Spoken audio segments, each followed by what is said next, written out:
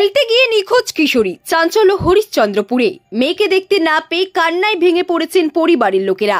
72 ঘন্টা কেটে যাওয়ার পরেও মেয়ের কোনো খোঁজ না পাওয়ায় পুলিশের দ্বারস্থ হয়েছেন বাবা।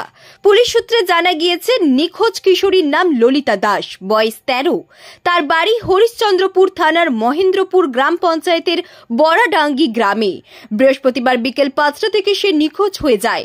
নিখোঁজ কিশোরীর মা রুমা দাস বলেন, এদিন বিকেলে ললিতা বাড়ির বাইরে খেলতে যায়। সন্ধ্যা গড়িয়ে রাত হয়ে গেলেও সে বাড়ি ফেরেনি। আত্মীয় স্বজনদের বাড়িতে খোঁজ নিয়েছে, কোনো খোঁজ পাচ্ছে না কেউ হয়তো অপহরণ করেছে মেয়েকে। অভিযোগের ভিত্তিতে তদন্ত শুরু করেছে হরিশ্চন্দ্রপুর থানার পুলিশ। থেকে খাওয়া দাওয়া করে বাচ্চাটা খেলতে বেরোয়, সব দিন খেলাধুলাই বেশি করে, ছোয়াটা বেশি বয়স না। তারপরে খেলতে কোথায় বেরিয়েছিল? গ্রামের দিকে। বলছি কোথায় যাচ্ছি কে, জল আনতে যাবি? তো বলে না, জল নাই বলে। তারপরে জল আনতে গেল আপনার মেয়ে, তারপর কি হলো? না, তখন থেকে আর দেখতে পাইনি। বলছি তো গ্রামে আছে, তারপরে সন্ধ্যা লাগা আসে, তারপরে বেরিয়ে ছাপছি, দেখছি আর যত রাত হচ্ছে আর পাচ্ছি না ছাবে। মানে গত কাল সন্ধ্যা থেকে নিখোঁজ হয়ে গেছে? হ্যাঁ, সন্ধ্যা থেকে।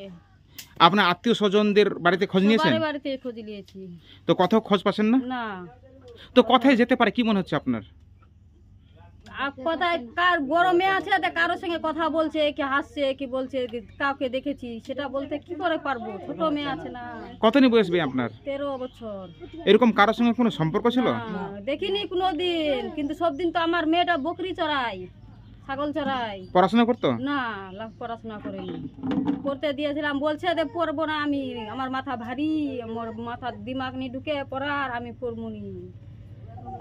তো থানায় অভিযোগ জানিয়েছেন নিখোঁজ আইডি? হ্যাঁ, থানায় গেছিলাম রাত্রে। তো এখনো কোনো খোঁজ মিলছে না আপনার মেয়ে? হ্যাঁ। এর আগে কোনোদিন কি নিখোঁজ হয়েছিল আবার? না, হয়নি, কোনোদিন হয়নি। আজকে কালকে হঠাৎ। আপনার পরিবারে কটা ছেলে মেয়ে? 3টা, 2টা মেয়ে, একটা ছেলে। এ কি বড় না ছোট? ছোট, এটা ছোট সব থেকে, কলার মেয়েটা। আপনি কে হলেন? মা। আপনার নাম কি? রুমা দাস। আপনার বাড়ি?